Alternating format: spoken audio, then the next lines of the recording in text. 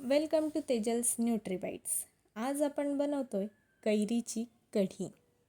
हो, कैरीची कढी. कैरीची कढी बनवण्यासाठी इथे मी एक कैरी किसून घेतलेली आहे.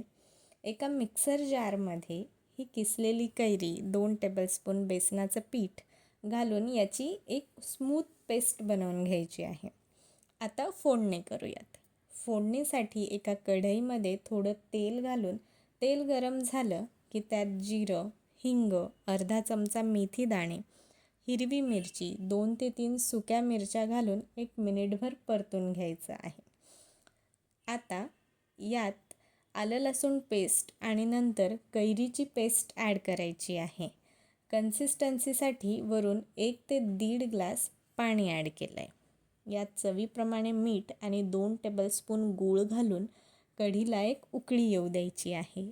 अशा पद्धतीने तयार आहे आपली आंबट गोड आणि चटपटीत चवीची कैरीची कढी.